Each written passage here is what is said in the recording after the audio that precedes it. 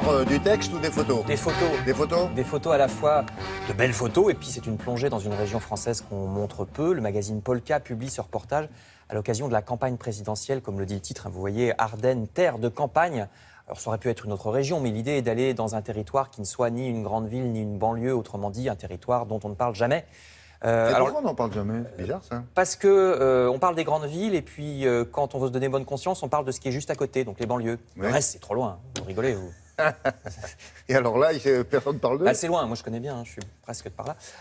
Alors les Ardennes ont quand même une particularité, c'est un des endroits qui a le plus fort solde migratoire. Qu'est-ce que c'est qu'un solde? C'est-à-dire que tout le monde part et personne ne vient. Non. Et tout le monde déménage, c'est les Ardennes. Ouais.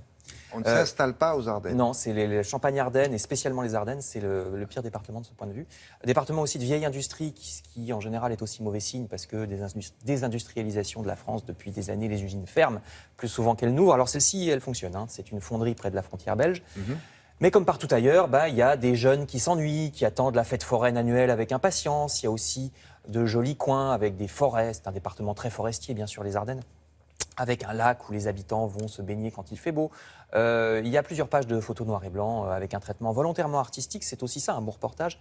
Le journal a rencontré, par exemple, Dylan, qui espère décrocher un CDI dans l'entreprise où il est actuellement en intérim. Sa copine Magdalena, qui veut devenir aide-soignante. Les deux disent qu'ils voudraient déménager près de la mer, mais qu'avant, il faudra réparer le scooter qui est souvent en panne. À côté, vous voyez un monsieur qui a créé un mini-cinéma dans une estafette.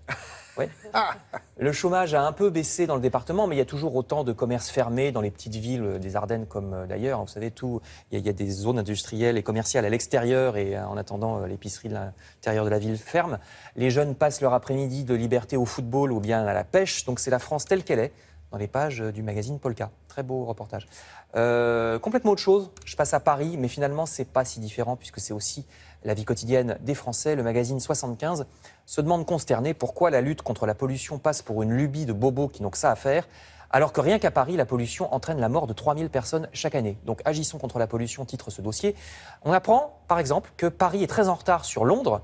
Le plan pour faciliter le vélo à Paris n'est doté que de 150 millions d'euros à Paris, donc, alors qu'à Londres, c'est 1 milliard. Donc 6 fois plus. Et oui.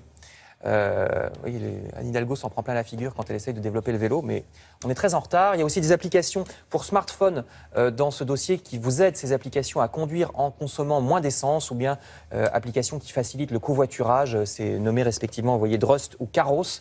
Donc intéressant papier pour lutter contre la pollution dans le magazine 75. Et dans le même ordre d'idées, c'est toujours de l'écologie. Pour éviter le gaspillage, le magazine Vital vous informe que désormais, des supermarchés lancent une gamme de confitures faites à partir des fruits trop mûrs qui étaient restés invendus dans leurs étalages.